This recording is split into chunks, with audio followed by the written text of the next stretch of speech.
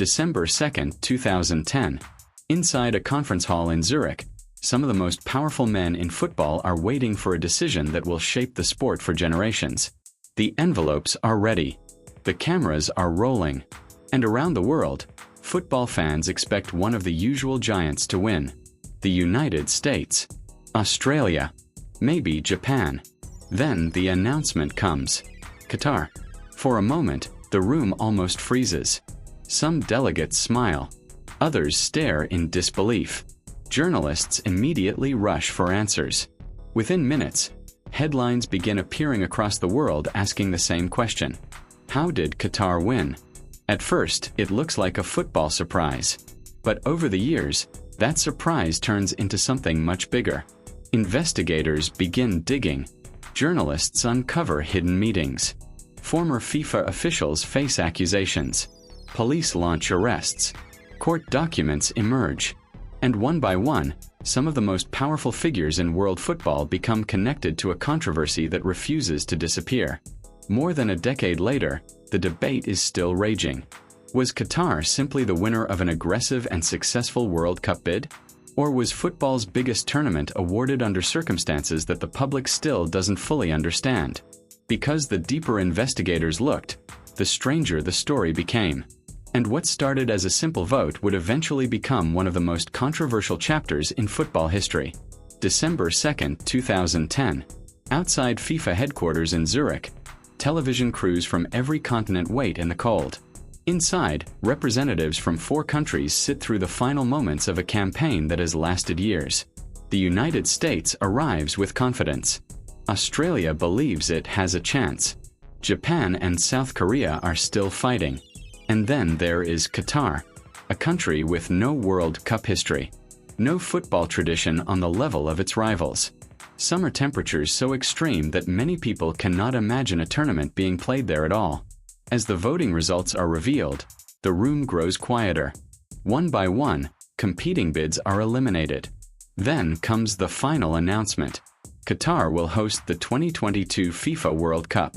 The reaction is immediate. Some delegates celebrate wildly. Others look stunned. Journalists rush from their seats to file breaking stories. Within minutes, television networks around the world are replaying the moment again and again. For Qatar, it is a historic victory.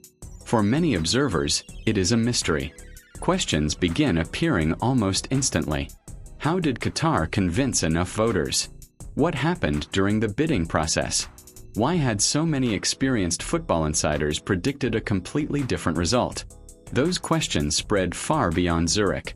And as the celebrations continue, reporters start chasing leads that will transform a surprising football decision into a global controversy. Because the story of Qatar's victory was only beginning. The celebration had barely ended when the first doubts appeared. In the days after the vote, newspapers across Europe, America, and Australia began publishing stories about the bidding process. Reporters weren't focusing on Qatar's plans for stadiums or infrastructure. They were asking how the vote had been won.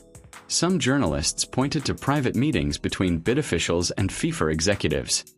Others examined relationships that had developed behind the scenes during the campaign. Every new article seemed to raise another question. Then came the reactions from the losing bids. Officials connected to rival campaigns struggled to understand the result.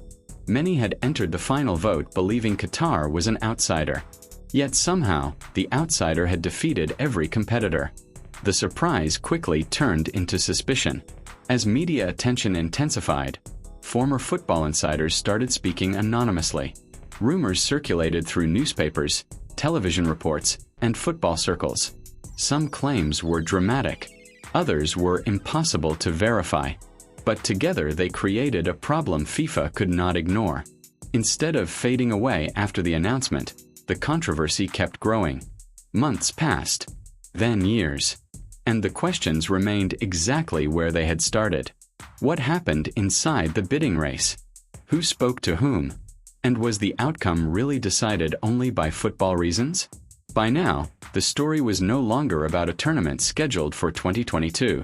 It was becoming an investigation, one that would eventually reach prosecutors, police forces, and courtrooms far beyond the world of football.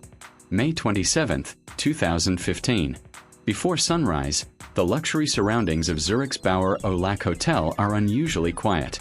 Inside, senior FIFA officials are preparing for another football congress. Some are having breakfast.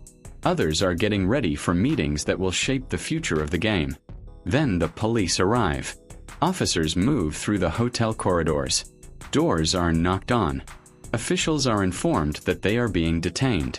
One by one, figures connected to world football are escorted from the building. Outside, journalists suddenly realize something extraordinary is happening. Television cameras rush into position. Reporters begin broadcasting live. Within hours, images of FIFA officials leaving the hotel dominate news channels across the world. For many fans, it is a shocking sight. The organization that governs the world's most popular sport is now at the center of a criminal investigation. The arrests are linked to allegations involving corruption, bribery, and financial misconduct stretching back years. American prosecutors announce charges. Swiss authorities open their own investigations. Football's governing body is facing a crisis unlike anything in its modern history. And almost immediately, attention turns toward one question. Could the investigation eventually uncover what happened during the 2022 World Cup vote? The answer isn't clear. Some investigators begin examining bidding processes. Journalists revisit old reports. Documents that once seemed forgotten suddenly become important again. What had started as a surprising World Cup decision is now connected to an international investigation making headlines across the globe. And the deeper investigators looked, the more complicated the story became. As investigators pushed deeper into FIFA's world, the story became less dramatic, but far more complicated. Thousands of pages of documents were collected. Emails were reviewed. Financial records were examined. Witnesses were interviewed. Lawyers, investigators, journalists, and football officials all seemed to be searching for the same thing: a piece of evidence that could finally explain the 2010 vote. Then new reports began appearing. Former FIFA executives made accusations against one another. Leaked documents found their way into newspapers. Journalists published claims about meetings, agreements, and relationships that had existed during the bidding process. Each revelation generated headlines. Each headline generated more questions. But there was a problem. The closer investigators got to the center of the story, the harder it became to separate allegation from proof. Some reports appeared damaging. Others were challenged immediately. Certain witnesses contradicted each other. Some claims could not be fully verified. New evidence sometimes strengthened a theory, only for another development to weaken it weeks later. For football fans trying to follow the story, the picture became increasingly confusing. There was no single moment that explained everything. No dramatic confession. No undeniable smoking gun that ended the debate. Instead, the controversy grew into a maze of reports, investigations, legal arguments, and competing narratives. Years after the original vote, people were still reaching completely different conclusions from the same evidence. And while investigators continued searching for answers, the countdown to the World Cup itself was getting shorter. Whether the questions had been resolved or not, football's biggest tournament was rapidly approaching. November 20th, 2022. 12 years after the vote that shocked football, the World Cup finally begins. The opening ceremony fills stadiums with light, music, and celebration. Millions of viewers tune in from every corner of the world. For the first time in history, the tournament is being played in the middle of the European club season. The football has arrived. But so have the questions. Outside the stadiums, journalists continue discussing the controversy that has followed the tournament for more than a decade. Television panels revisit old investigations. Newspapers publish fresh analysis. Former officials are once again asked about the vote that awarded Qatar the World Cup. Inside the stadiums, however, a different story is unfolding. Fans from dozens of countries pack the stands. Unexpected results create new headlines. Giant killings, dramatic comebacks, and penalty shootouts begin capturing the world's attention. For many supporters, the focus shifts back to football. Then comes one of the tournament's defining moments. Morocco eliminates Spain. Later, they eliminate Portugal. Players collapse to the ground in celebration while supporters fill the stadium with noise. A team few expected to reach the semifinals is suddenly making history. The World Cup is producing unforgettable scenes. Yet the controversy never completely disappears. Every spectacular match exists alongside a debate that started back in 2010. As the tournament moves toward its conclusion, one reality becomes impossible to ignore. Whatever people think about the bidding process, the World Cup is happening.